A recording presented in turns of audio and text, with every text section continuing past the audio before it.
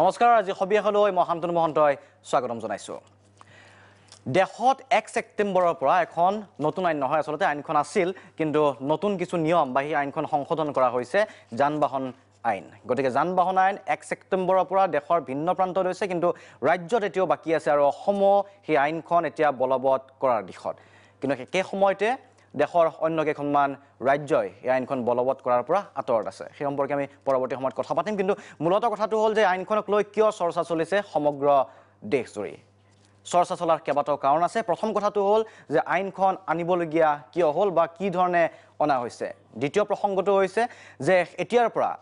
আসলতে বহু লোক চিন্তিত হৈ পৰিছে যে যি ধৰণৰ যান-বাহন আইন উলংঘা কৰিলে যি ধৰণৰ জৰিমনা বিশা হৈছিল এইবাৰ কিন্তু সহজ নহব প্ৰায় 10 গুণলৈকে বৃদ্ধি হৈছে আপুনি যদি খুৰাপান কৰি গাড়ী চলাইছে আৰু জৰিমনা বিহিব লাগে পকেট খালি হ'ব পাৰে তেনেকুৱা ধৰণৰ ঘটনা হৈছে আৰু তাৰ পিছত দেখা পোৱা গৈছে আইনখন বলবৎ হোৱাৰ পিছত দিল্লীকে ধৰি দেশৰ ভিন্ন প্ৰান্তত কিছু সোশ্যাল মিডিয়াটো অভিনৱ প্ৰতিবাদ দেখা পোৱা গৈছে আৰু সংঘাত হৈছে আৰক্ষী আৰু ৰাইজৰ মাজত কেৱল দিশ আছে এই দিশসমূহ আমি বিশ্লেষণ কৰিবলৈ চেষ্টা কৰিম আসলতে কি কাৰণে অনা হ'ল এই আইনখন অসমত কেতিয়াৰ পৰা বলবৎ হ'ব আৰু কিমান টকা জৰিমনা বিহিব লাগিব আপোনালোকে জৰিমনা ভৰিব লাগিব আপোনালোকৰ মনত এই প্ৰশ্নটো নিশ্চয় আছে যে যেতিয়া যাত্ৰা কৰিব আপুনি এখন বাইক চলাব গাড়ী চলাব কি ডকুমেন্টছ লগত লৈ যাব লাগিব ঘূৰি ফুৰিব লাগিব অৰিজিনেলখিনি লৈ যাব লাগিব নে নালাগে এই ধৰণৰ প্ৰশ্ন আপোনালোকৰ মনত আছে গতিকে এই প্ৰশ্নসমূহৰ উত্তৰ বিচাৰিম আমি ষ্টুডিঅ'ৰ মজিয়াত এই বিশেষ অনুষ্ঠানত অংশগ্ৰহণ কৰিছে মই স্বাগতম জনাইছো পৰিবহন বিষয়া জিলা পৰিবহন বিষয়া কামৰূপৰ গৌতম দাস ডাঙৰীয়া আছে আমি দেখা পাইছো এইকেইদিন গৌতম দাস ডাঙৰীয়াই এই ক্ষেত্ৰত সজাগতা সৃষ্টিৰ বাবে যথেষ্ট তৎপৰ হৈ পৰিছিল আৰু তেখেতৰ পৰা আমি আসলতে জানিম অসমত কি ধৰণে বলবৎ হ'ব কি ধৰণে কৰা হ'ব আৰু ইয়াৰ প্ৰতিক্ৰিয়া কি ধৰণে আছে তেখেতসকল সাজু কি ধৰণে হৈছে স্বাগতম জনাইছো আৰু ইয়াৰ পিছত মই স্বাগতম জনাইছো মেঘাবৰা উদ্যোগী মহিলা আৰু তেখেত আসলতে এই বিষয়টোৰ লগত জড়িত তেখেতৰ পৰা আমি সংক্ৰান্তত জানিবলৈ চেষ্টা কৰিম বিভিন্ন প্ৰসংগ তেখেতৰ মনত হয়তো প্ৰশ্ন আছে যেহেতু গাড়ী ব্যৱসায়ৰ লগত আপুনি প্ৰত্যক্ষভাৱে জড়িত মই সচেতন নাগৰিক হিচাপে কৈলাশ শৰ্মা ডাঙৰীয়াক স্বাগতম জনাইছো গুৱাহাটী মহানগৰীৰ বিভিন্ন সমস্যাৰ লগত জড়িত লগতে নাগৰিকৰ সমস্যাৰ লগত জড়িত আৰু এই গোটেই ব্যৱস্থাটোত আইনখন মানি চলিবলৈ নাগৰিকৰ ভূমিকা থাকিব দায়িত্ব থাকিব সেইখিনি কি ধৰণে কোঅপাৰেট কৰিব আৰু লগতে এক্সপেক্টেশনো কিন্তু থাকিব আশাও আছে সেই সম্পৰ্কে আপোনাৰ পৰা জানিবলৈ চেষ্টা কৰিম যুৱ প্ৰতিনিধি হিচাপে ত্ৰিদীপ ভাগৱতী আছে ত্ৰিদীপক স্বাগতম জনাইছো কাৰণ এই আইনখনৰ লগত যুৱ প্ৰজন্মৰ ইনভলভমেন্ট বা সক্ৰিয়তা জড়িত হৈ আছে আসলতে মানিব নে নামানে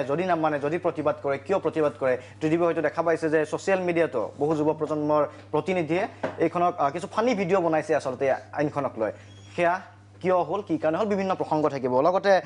মানস শৰণীয়া ডাঙৰীয়া অধিবক্তা আপোনাক স্বাগতম জনাইছো আমাৰ এই অনুষ্ঠানৰ মাজলৈ কাৰণ আইনখন সম্পৰ্কে আইনগত দিশসমূহৰ বিশ্লেষণ আপোনাৰ পৰা আমি আশা কৰিম মই প্ৰথমতে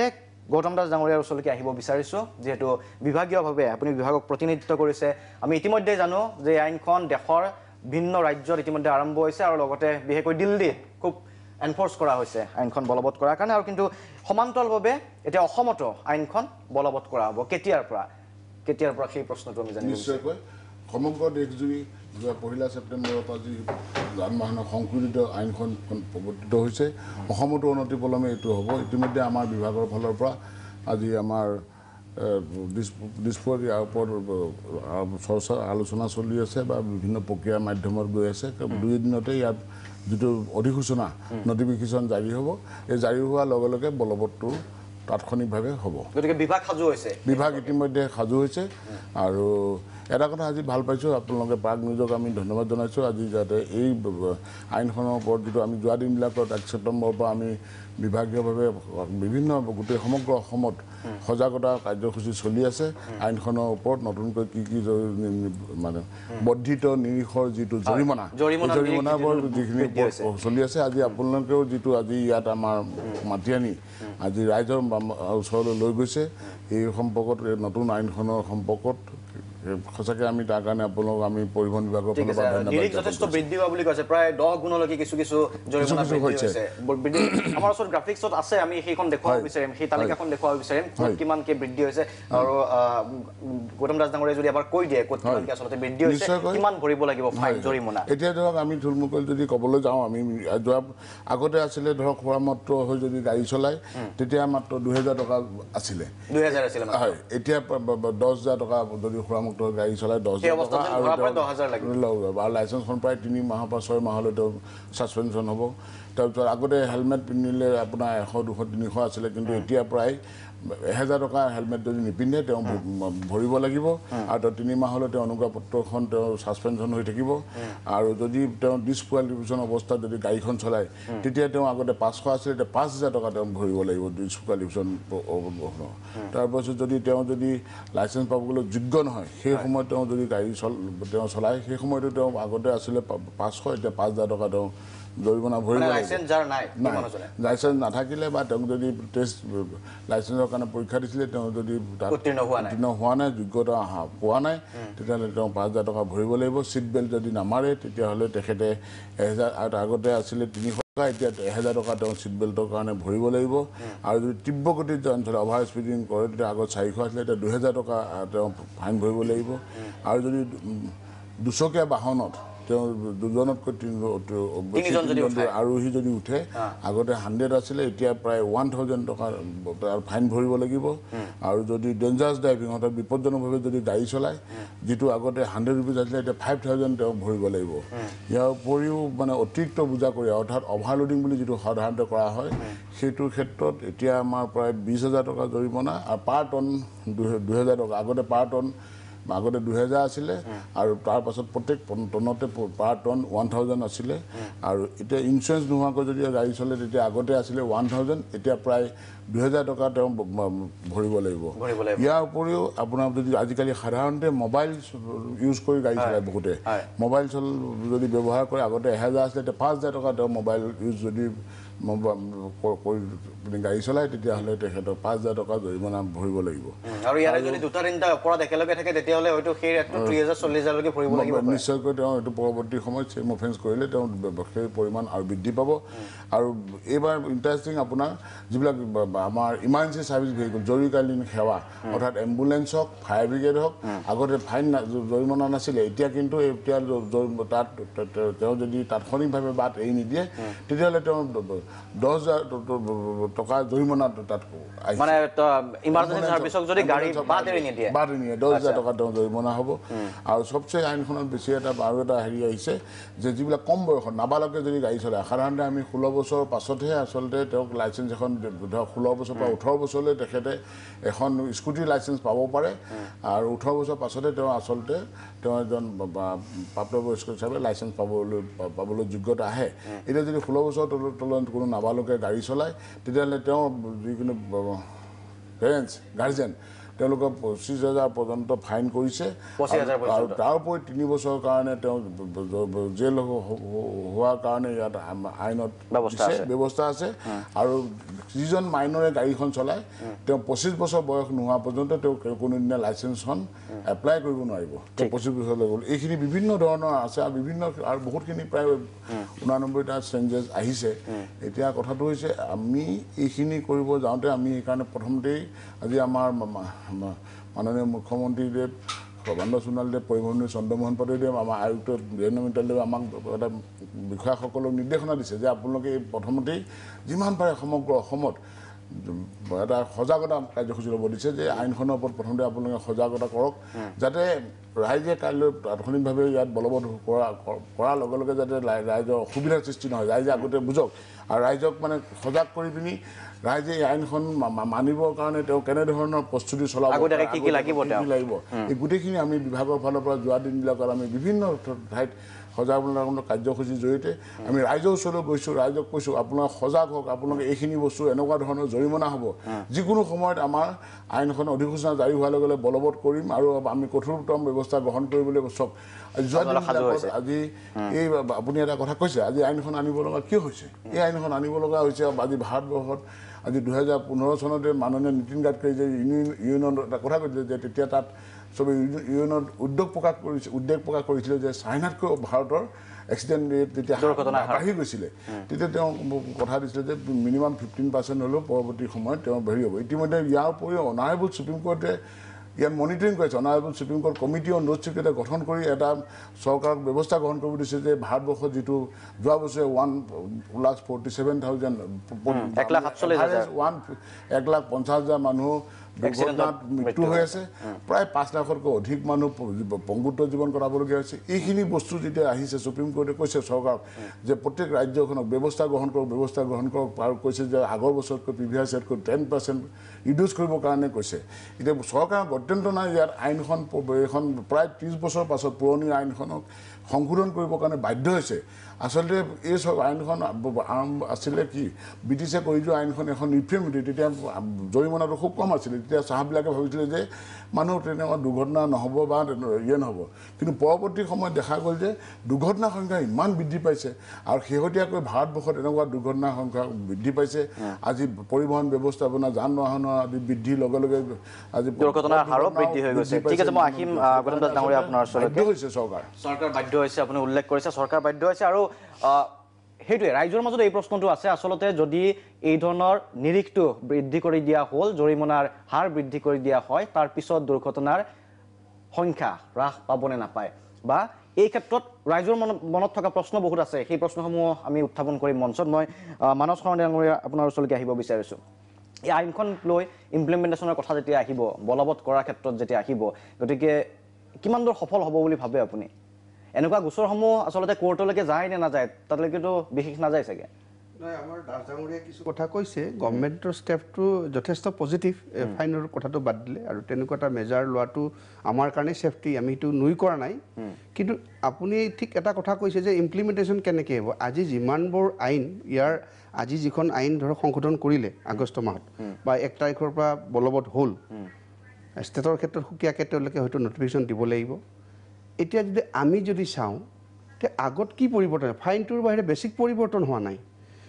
ইয়াৰ ইমপ্লিমেণ্টিং এজেঞ্চিটোৰ সততাৰ ওপৰতহে নিৰ্ভৰ কৰে আপুনি আইনখন কেনেকৈ তৈয়াৰ কৰিছে সেইটো কথা নহয় আপুনি এজনক মাৰ্ডাৰ কৰিলে ফাঁচিব সেইটো ডাঙৰ কথা নহয় আপুনি এজনক মানুহ কিয় মাৰিব লাগে সেইটোহে ডাঙৰ কথা আমি যদি ইয়াত চাওঁ এই যে এটা কথা দাসে ভাল কথা কৈছে বা মুখ্যমন্ত্ৰীয়ে কোৱা বুলি কৈছে আমাৰ ট্ৰেন্সপৰ্ট মিনিষ্টাৰেও কোৱা বুলি কৈছে যে সজাগতা প্ৰথমতে এৱাৰনেছটো আনিব লাগিব আজি এইখন এমেণ্ডেড আইনখন নহয় এনে এৱাৰনেছ আনিব লাগে আজি যদি তেওঁ কোৱাৰ নিচিনা চাইনাতকৈ ভাৰতৰ পপুলেশ্যন ছেকেণ্ড আৰু চাইনাতকৈ ইণ্ডিয়াৰ মানে এক্সিডেণ্টটো বেছি আৰু যদি তুলনামূলকভাৱে আপুনি চাই নৰ্থ ইষ্টাৰ্ণ ৰিজনত বোলে ইণ্ডিয়াতকৈ বেছি মই বিচাৰ হেৰিহে পাইছোঁ দেই গুগলত হেৰি চাইহে পাইছোঁ মই কিমান শুদ্ধ নাজানো যে নৰ্থ ইষ্টাৰ্ণ ৰিজনত বেছি কাৰণ নৰ্থ ইষ্টাৰ্ণ ৰিজনৰ ৰাস্তা ঘাট বা ইয়াত ইমপ্লিমেণ্টিং এজেঞ্চি আজি মই দাস ডাঙৰীয়াক মই দোষাৰোপ কৰিব খোজা নাই আপুনি ধৰক এই ক্ষেত্ৰত অসমৰ পুলিচ আৰু ট্ৰেন্সপৰ্ট ডিপাৰ্টমেণ্টৰ অফিচাৰসকল সমানে পাৱাৰফুল ইয়াতে কৈছে এণ্ট্ৰাষ্টিং অফিচাৰ পুলিচো হ'ব পাৰে অফিচাৰ বুলি কওঁতে নিশ্চয় ট্ৰেন্সপৰ্ট ডিপাৰ্টমেণ্টে বুজে বা এজন এনফৰ্চমেণ্ট ইনস্পেক্টৰ বা এখেতৰ নিচিনা বিষয়াসকলে ৰাস্তাত গাড়ী চেকিং কৰিব পাৰে কিন্তু গাড়ী চেকিং কৰিবৰ কাৰণে বা এই পথাচাৰীসকলে আইন উলংঘা কৰিবৰ কাৰণে তেওঁলোকে এটা সুকীয়া টাইম টেবুল বা সুকীয়া পোষ্ট নিৰ্ধাৰণ কৰিব লাগে যে আমি এইফালে যোৱা ৰটৰ গাড়ী ইয়াত চেক কৰিম তেতিয়াহ'লে কি হয় মনিটৰিং হয় তাত আপুনি CCTV লগাই দিয়ক অফেন্স কৰাটোকো দেখা পাওক আৰু যোনে অফেন্সটো কৰাজনক ইমপ্লিমেণ্ট কৰিব আইনটো তেওঁ কিমান সততাৰে কৰিছে সেইটোও দেখক এতিয়া দেখা যায় যদি ক'ৰবাত ইয়াত কৈছে যে 1000ৰ পৰা 10000 ফাইন কোনোবা এজন অফিচাৰে ধৰিলে মই ধৰিলোঁ কিবা কাৰণ অফেন্স কৰিলে ধৰিলে তেওঁ বাৰ্গেনিং হ'ব কাৰণ এইবিলাক নোহোৱা কথা নহয় 10000টো তেওঁ ভাবিছে 10000 ঘৰত যোৱাতকৈ মোটা 2000 আছিল সি 1000 দিয়ক 1000 এৰি দিওঁ কিন্তু ইটো অফিচাৰসকলে পুলিচে হওক বা ট্ৰেন্সপৰ্ট ডিপাৰ্টমেণ্টৰ বিষয়াক কিমান সততাৰে সজাগতা লাগিবই সেই ট্ৰেন্সপাৰেন্সি লাগে আৰু য'ত চেকিং হয় তাত মনিটৰিং কৈছে ইয়াত এক্টত কৈছে যে মনিটৰিং হ'ব লাগে এতিয়া মই আপোনাক সৰু উদাহৰণ দিছোঁ এতিয়া আজি এই যে ডাংকেন বুলি কৈছে যে কোনোবাই নিশাসক্ত হৈ আহিলে আগতে মই দেখিছোঁ এই পাণ বজাৰ নুনমাটি এনেকুৱা কিছুমান পইণ্টত আজি পুলিচ কমিশনাৰ থাকিলে মই বেছি ভাল পাওঁ তেওঁলোক মানে ক'বলৈ গৈ তাত দেখিছোঁ কিছুমান পুলিচৰ এটা বেপাৰ নো ডাউট একদম ক্লিয়াৰলি মই নিজৰ চকুৰে দেখিছোঁ তাত বেপাৰ হয় আল্টিমেটলি তেওঁলোকে কোনোবা তাক ৰখাই দিলে দি দিলে হয়তো সি চব আছিল লাইচেঞ্চখন নাছিল তাক মদ খাই আছে আচলতে লাইচেঞ্চৰ কাৰণে গভৰ্ণমেণ্টক বা থানাত জনাব লাগে যে আমি নুনমাটি থানাৰ অমুক পইণ্টত ইমানটা বজাৰ পৰা ইমানটা বজাত আমি লাইচেঞ্চ চেকআপ কৰিম বা মদ খা বা গাড়ীৰ কোনোবাই ট্ৰাফিক ৰুল ভাইলেশ্যন কৰি তাত চেকআপ কৰিম তেতিয়া এইটো গোটেই নজৰত থাকে এতিয়া হঠাৎ কাৰোবাৰ দৰকাৰ হৈছে বহি দিব নাইট ডিউটি আছিল এইটোতো হ'ব নোৱাৰে গতিকে সেইটো তাত পূৰা থানাত এটা এণ্ট্ৰি হ'ব লাগে বা ট্ৰেন্সপৰ্টৰ বিষয়াসকলেও যদি যায় তাত এণ্ট্ৰি হ'ব লাগে কোনে কোন সময়ত কৰিছে কেনেকুৱা হৈছে এতিয়া সেইটোতো কথা নহয় এতিয়া মই আপোনাক সৰু উদাহৰণ দিছোঁ মানে যদি আপুনি মোক ক'বলৈ সুবিধা দিয়ে যোৱা বছৰ মই আৰু মিছেছ মোৰ গাড়ীখন লৈ মোৰ বন্ধু এজনৰ পৰা তেওঁৰ মানে জন্মদিন খাই আহিছোঁ এৰাউণ্ড 10টা 5 বজাৰ ফ্লাইঅভাৰখন নামি দিয়াৰ লগে লগে মোক ৰখাই দিলে মই গাড়ী লাইটটো জ্বলাই দিলোঁ মিছেছৰ আগত মই ড্ৰাইভিং কৰিছোঁ মোক বাৰে বাৰে প্ৰেছ কৰিছে ব্ৰেক টেষ্টটো দিবলৈ মই কৈছোঁ মোৰ মিছেছ আছে আৰু এনেও ধৰক এনেকুৱা মিছেছ লৈ আহিলে যেনেকৈ ড্ৰিংক কৰি চলোৱা নাযায় গতিকে আপোনালোকে মোক নকৰিলেই ভাল হ'ব নেকি মই এডভকেট বুলি কয় একো কোৱা নাই তাৰপিছত নাই মোক অলপ মিছবিহেভেই কৰিছে তেতিয়া মই ক'লোঁ যে আপোনালোকে মোক যে ব্ৰেক টেষ্ট কৰিছে কি পাইছে আপোনালোকে আইনখন পঢ়িছে তাত কৈছে যে এজন মানুহ সন্দেহ হ'ব লাগিব যে এই মানুহজনৰ ড্ৰাইভিংটো ভাল নাই খুব ৰাছ এণ্ড নেগলিজেণ্ট আহিছে ছিগনেল বনাই পুলিচে ছিগনেল বা ৰং ছাইডত আছে নিশ্চয় মানুহে সুৰক্ষা নৰ্মেলি আহি থকা মানুহজনক আপুনি কিয় ৰখাব নহ'লে গোটেই ৰাস্তাটোত যিমানবোৰ মানুহে ৰাতিপুৱাৰ পৰা ৰখাব লাগিব you have a must have a doubt এটা ৰিজনেবল বিলিভ হ'ব লাগিব এই মানুহ যে ল' ভাইলেট কৰিছে বা সুৰক্ষা আছে মোক ৰখাই দিলে তেতিয়া আমাৰ কমিশ্যনাৰ আছিলে আমাৰ সন্মানীয় হীৰেণ নাথ মই তেতিয়া ক'লোঁ যে মই ব্ৰেক টেষ্টটো দিম মই কিন্তু আপোনাক দিবলৈ অনুচিত আইন মই ব্ৰেক নকৰোঁ আপুনি মোবাইলত ফটোটো লওক আৰু মই কিন্তু এইটো কিন্তু আপোনাৰ কমিশ্যনক জনাম তেতিয়া তেওঁলোকে পুলিচ কিবা কথা পাতি কৰিলে যিজনে মোক ব্ৰেক টেষ্টৰ মেচিন তাক কিবা পিঠিত চপুৰাই দিলে মোক আজি মই উকিল কাৰণে ক'ব পাৰিছোঁ কাৰণে মই যুক্তি কমন মানুহৰ কি হ'ব গোটেই সেইকাৰণে সততাৰ ওপৰত আৰু মই ইয়াত ক'বলৈ গৈছোঁ এইটো আৰু এক মিনিট এটা কথা কৈছোঁ আৰু ইয়াত যিবিলাক ফাইনটো বঢ়াইছে এইবিলাক আচলতে হ'ব লাগে মানুহজনক এটা এক্সাম্পলাৰী হ'ব লাগে এইটো অফেন্স তেনেকুৱা অফেন্স নহয় বঢ়াইছে এইটো এব্ৰাপ্টলি হৈছে কাৰণ আজিকালি কলেজৰ ল'ৰা ছোৱালীবিলাক স্কুল কলেজ যায় কেতিয়াবা ভুল হয় তেওঁলোকক ৱাৰ্ণিং দিয়ক থাৰ্ড টাইম দিয়ক তেওঁ এজন কলেজীয়া ল'ৰাই 20,000 টকা 10,000 টকা দিব লাগিব নিশ্চয় দেউতাকক নক'ব দেউতাক ডেফিনেটলি নক'ব দেউতাকে ক'ব ন তই কিয় এনেকৈ বোলে হেলমেটটো নিপিন্ধাকৈ গৈছ কিয় এইটো কৰিলে আল্টিমেটলি সি আৰু এটা অন্য অফেন্স কৰিব পইচাটো কালেকশ্যনৰ কাৰণে এটা অফেন্স কৰিব সেইটোক আমি মানে এটা উদগনি যোগাব নালাগে ষ্টেট ৱাইজ এই ধৰণৰ ব্যৱস্থাও লোৱা হৈছে কিছু কিছু ষ্টেটত আচলতে নিজাববীয়াকৈ এই ৰেকটোৰ ওপৰত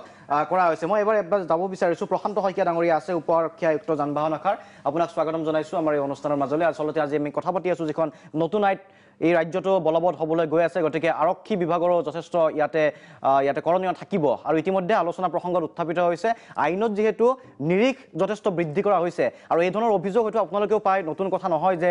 বহু সময়ত স্বচ্ছতাৰ ওপৰতো প্ৰশ্ন আহে আচলতে ইমপ্লিমেণ্টেশ্যন এজেঞ্চি যিকেইটা থাকিব আৰু তাৰ ভিতৰত যিহেতু যান বাহন আৰক্ষী অন্যতম গতিকে ৰাজ্য এটা আশ্বাস পাব বিচাৰিব ৰাইজৰ মাজত এই ধৰণৰ প্ৰশ্ন আছে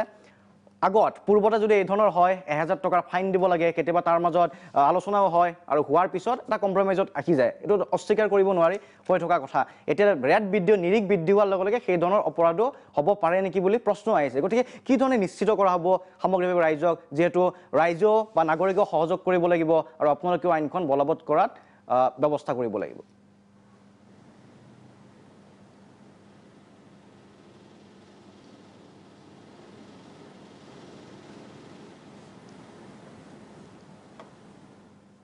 শইকীয়া ডাঙৰীয়া মই আপোনাক ধন্যবাদ জনাইছোঁ পিছৰ কথাখিনি মই শুনা নাপালোঁ ভালদৰে আপোনাৰ তথাপি মই প্ৰথমতে যিখিনি কথা কৈছে আপুনি শুনা পাইছে নিশ্চয় মই কি কৈ আছোঁ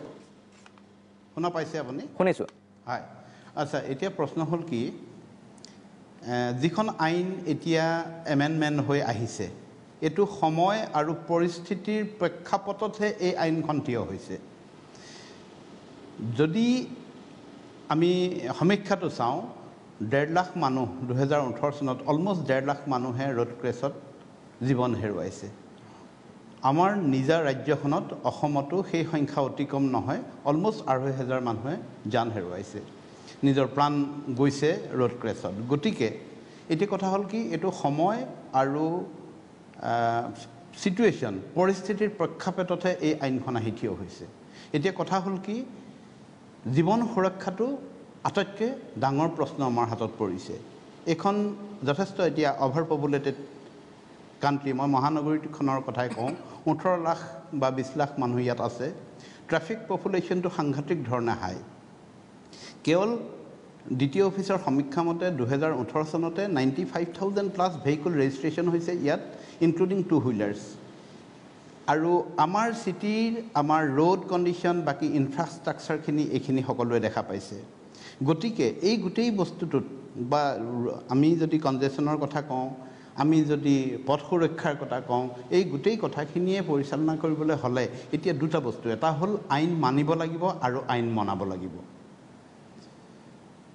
আইন মনাটোৱেই আটাইতকৈ ডাঙৰ কথা। মই এজন চালক হিচাপে মই ৰাস্তাত যেতিয়া আহিম, মই এখন গাড়ী চলাম, আটাইতকৈ ডাঙৰ কথা হ'ল কি মই মোৰ ব্যৱহাৰটো মোৰ সামাজিক এজন ব্যক্তি হিচাপে থিয় হৈ মই 100জন বা 200জন বা তাতকৈ বেছি সংখ্যক মানুহৰ কাৰণে মই মানে প্ৰাচীৰ হৈ থিয় হ'ব নালাগে। মোৰ এক্টিভিটিজে, মোৰ কৰ্মই, মোৰ ৰাস্তাত মোৰ ব্যৱহাৰে, মোৰ পথত মোৰ ব্যৱহাৰে আনৰ সুৰক্ষাটোত কম্প্ৰমাইজ কৰিলে নহ'ব। আৰু সেই পৰিস্থিতিটো এতিয়া আমাৰ দেশৰ মহানগৰীবিলাকত আহি পৰিছে। গতিকে এতিয়া আটাইতকৈ ডাঙৰ কথা হ'ল কি মই আগৰ এনেকুৱা মিডিয়া ইণ্টাৰেকশ্যনতো কৈছোঁ, মই সকলোকে মই বিশেষকৈ আপোনালোকক মই ধন্যবাদ জনাইছোঁ। এই কথা ৰাইজৰ ওচৰলৈ আনক, সকলো সতৰ্ক হৈছে। প্ৰত্যেকজন ব্যক্তিয়ে যদি আমি ডিচিপ্লিনত যাওঁ, প্ৰত্যেকেই যদি প্ৰত্যেকক সন্মান দিওঁ, তেতিয়া এটা কেঅটিক চিটুৱেশ্যন এখন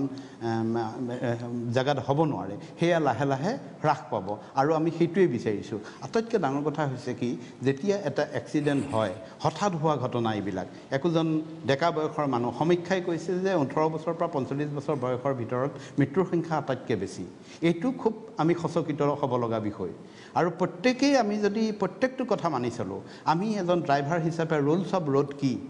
লেন ড্ৰাইভিং কি, ৰাইট অফ ৱে কি, মই যদি একো কথাই নাজানো বা জানাৰ পাছতো মই তাক সন্মান নিদিওঁ, গতিকে তাতে আমাৰ কেঅটিক চিটুৱেশ্যনটো হয়। আমাৰ লিমিটেড ৰাস্তা, আমাৰ লিমিটেড কিছুমান পৰিসৰ আছে। গতিকে সেই গোটেই কথাখিনিত প্ৰশাসন, আমি যান বাহনৰ দায়িত্বত থকা আমাৰ বিভাগ, পৰিবহণ বিভাগ, ৰাইজ সকলোৱে মিলি এটা প্ৰপাৰ মঞ্চ হ'লেহে আমি আমাৰ মহানগৰীখনক, বিশেষকৈ যিহেতু গুৱাহাটীখন আমাৰ নৰ্থ ইষ্টৰ গেটৱে আৰু সমস্ত ওচৰ চুবুৰীয়া ৰাজ্য সমানুপাতিকভাৱে যিখিনি ওচৰ চুবুৰীয়া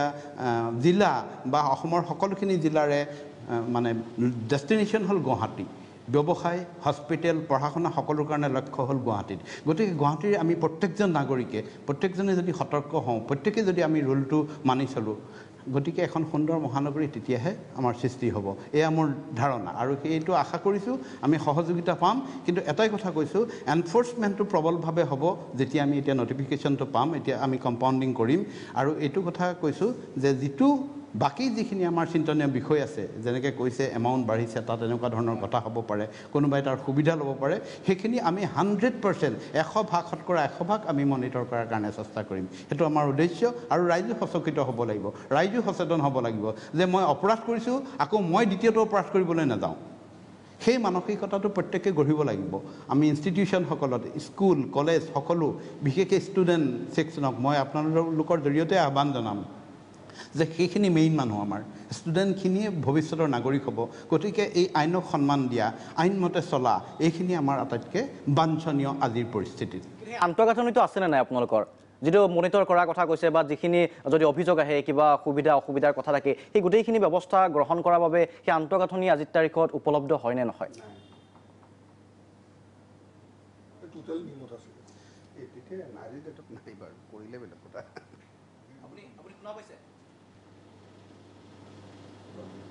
চাওক, মই আকৌ কৈছোঁ, আন্তঃগাঁথনি মানে এতিয়া সম্পূৰ্ণৰূপে মানে ফুল ফ্লেজেড এটা আন্তঃগাঁথনি আমাৰ গঢ়ি উঠা নাই। লাহে লাহে হ'ব, আমাৰ চালান হ'ব, এইবিলাক প্ৰচেছত আছে, তেতিয়া আমি বহুতখিনি সুবিধা পাম। কিন্তু কথা হ'ল কি, এতিয়া মই তাকেই কৈছোঁ, আমি প্ৰত্যেকেই দায়িত্বত থকা প্ৰত্যেকজন ব্যক্তিয়ে আমি যদি সতৰ্কতাৰে আমি যদি আগবাঢ়োঁ, আমাৰ যদি এটা পদ্ধতিমূলকভাৱে আমি আগবাঢ়োঁ, আৰু তাৰ বাবে আমি বদ্ধপৰিকৰ হৈছোঁ, আৰু আমি সেইখিনি আমাক বিশেষকৈ ৰাইজে আমাক সহায় কৰিব লাগিব। কাৰণ এইখন নগৰী প্ৰকৃত ৰেছপণ্ডেণ্ট গ্ৰুপটো হ'ল ৰাইজ। ৰাইজে সমস্তৰূপে সহায় কৰক, আইনো পালন কৰক, আৰু যাতে কোনো ধৰণৰ তেনেকুৱা যিবিলাক আমি সন্দেহ কথা আশা কৰিছোঁ, সেইবিলাকত যাতে ৰাইজ সচেতন হয়, সেইটো আটাইতকৈ ডাঙৰ কথা। আৰু আচলতে মূল উদ্দেশ্য সেইটোৱে, আগতে আমি সচেতন হৈ ল'ব লাগিব, তাৰপিছতহে বাকী কথাখিনি আহিব। বিভিন্ন প্ৰসংগ উত্থাপিত হৈছে, আপুনি থাকক আমাৰ সৈতে, আমি আৰু পুনৰ আপোনাৰ ওচৰলৈকে আহিম, কথা পাতিম, বিভিন্ন প্ৰসংগ থাকিব। কিন্তু যিটো কথা কোৱা হৈছে যে আচলতে উদ্দেশ্য আছিল যি ধৰণৰ পথ সুৰক্ষাৰ কথা, যি ধৰণৰ দুৰ্ঘটনা সংঘটিত হৈ আহিছিল, আচলতে কি ধৰণৰ আইন উলংঘা কৰাৰ পিছত, যান বাহন আইন উলংঘা কৰিলে কি ধৰণৰ দুৰ্ঘটনা কি ধৰণে ঘটে, এটা আমি ভিডিঅ' দেখাই ল'ব বিচাৰিছোঁ। সেই ভিডিঅ'টোত দেখা পোৱা যাব আচলতে এই আইনখনৰ পিছত এই ধৰণৰ আইন উলংঘা কৰা হ'লে এনেকুৱা ধৰণৰ দুৰ্ঘটনা ৰোধ কৰাত সহায়ক হ'ব নে নহয়, আমি এটা ভিডিঅ' চাই লৈছোঁ।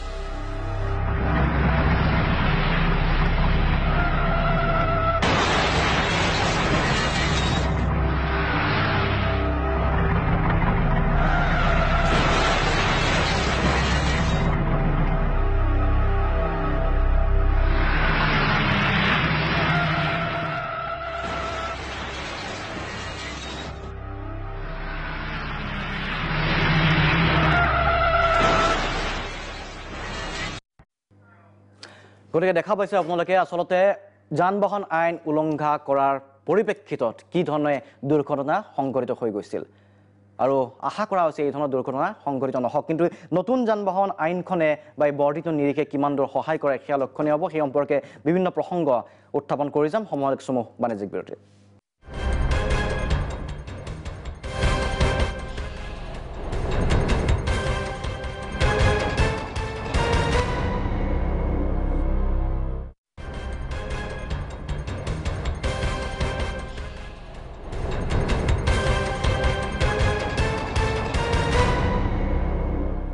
উপৰে এই অনুষ্ঠানৰ পৰৱৰ্তী অংশলৈ আমি কথা পাতি আছো নতুন যান বাহন আইন যিখন প্ৰৱৰ্তিত বলবৎ হ'বলৈ গৈ আছে ৰাজ্যত অতি শীঘ্ৰে অধিসূচনা জাৰি হ'ব আৰু তাৰ পিছতে এই আইনখন বলবৎ হ'ব তাৰ পূৰ্বে সজাগতাৰ প্ৰয়োজন আচলতে কি অপৰাধ আপুনি নকৰিব আৰু কৰিলে কি হ'ব পাৰে সেই সম্পৰ্কে আমি দেখুৱাই গৈছো এইখন আমি তালিকাও দেখুৱাইছো আপোনালোকক যিখন তালিকাত সন্নিৱিষ্ট হৈ আছে জৰিমনা সেই জৰিমনাৰ নিৰিখ যথেষ্ট ডাঙৰ আচলতে এমাউণ্টটো ডাঙৰ সংখ্যাটো ডাঙৰ গতিকে কোনে কি ধৰণে গ্ৰহণ কৰে সেয়া লক্ষণীয় হ'ব কিন্তু অপৰাধ কৰিলে এইবাৰ পকেট আপোনাৰ খালী হ'ব পাৰে মই ত্ৰিদীপৰ ওচৰলৈকে আহিব বিচাৰিছোঁ এইবাৰ কাৰণ যুৱ প্ৰতিনিধি ত্ৰিদীপ তোমাৰ বয়সৰ হওক বা বিভিন্ন এই এজটোত ট্ৰেফিক আইন উলংঘা কৰা যথেষ্ট দেখা যায় তাত ছিনিয়ৰে কৰে বিভিন্ন প্ৰজন্মই কৰে কিন্তু এই সময়খিনিত হয়তো আমিও কৰিছিলোঁ এটা সময়ত বেয়া কথা কৰিব নালাগে সেইটো চবেই বুজি পাওঁ কিন্তু তাৰ মাজতো সেই ভুলবোৰ হয় এই নতুন আইনখন অহাৰ পিছত যি ধৰণৰ নিৰিখ নিৰ্ধাৰণ কৰা হৈছে তাক লৈ কিবা ক'বলগীয়া আছে নেকি কি বিচাৰা এতিয়া প্ৰথম কথাটো হ'ল মই আমাৰ প্ৰশাসনক ধন্যবাদ জনাম কাৰণ তেওঁলোকৰ যিটো প্ৰথম পদক্ষেপ মই ইয়াৰ আগৰ টকশ্ব' এটাতো এই বিষয়টোক লৈ এটা কথা কৈ গৈছিলোঁ যে প্ৰথমতে আমি সজাগতাটো সৃষ্টি কৰাটো দৰকাৰ তেওঁলোকে প্ৰথমতে সজাগতা সৃষ্টি কৰিছে তাৰ পাছত আইনখন বলবৎ কৰাৰ কথা ভাবিছে এইটো খুব ভাল কথা এটা এই কথাটো মই সমৰ্থন জনাইছোঁ আৰু মই ভাল পাইছোঁ তাৰ পাছৰ যিটো কথা মই যোৱাকালি গুজৰাটত যদি মোৰ ভুল হোৱা নাই গুজৰাটত তেওঁলোকে যিহেতু ষ্টেট লিষ্টত আহে আমাৰ ট্ৰেন্সপৰ্ট বিষয়টো এই গোটেই বিষয়টো তেওঁলোকে কিছুমান সংশোধন কৰিছে গুজৰাটে কৰিছে মহাৰাষ্ট্ৰই কৰিছে আৰু ঝাৰখণ্ড যদি মোৰ ভুল হোৱা নাই এই তিনিখন ৰাজ্যই কৰিছে গতিকে এই নিৰিখৰ ক্ষেত্ৰত তেওঁলোকে সংশোধন কৰিছে নিৰিখৰ ক্ষেত্ৰত কিছুমান সংশোধন কৰিছে গতিকে মোৰ আপত্তিটো আচলতে নিৰিখক লৈ নহয় মোৰ মূল কথাটো হৈছে যে আপুনি 1 লাখ টকাও জৰিমনা ভৰিব পাৰে আপুনি 10 টকাও জৰিমনা ভৰিব পাৰে বা আপুনি 1 টকাও জৰিমনা ভৰিব পাৰে যেতিয়া আমাৰ মানসিকতাটো পৰিৱৰ্তন নহ'ব তেতিয়ালৈকে আচলতে জৰিমনা নিৰিখ এই কথাবোৰ সৰু কথা আমাৰ আচলতে মই এই কথাটো বিশ্বাস কৰোঁ এগৰাকী ছাত্ৰ বা এগৰাকী ছাত্ৰীৰ বা এগৰাকী শিক্ষাৰ্থী বা এগৰাকী মানুহৰ আচল শিক্ষাটো আৰম্ভ হ'ব ঘৰৰ পৰা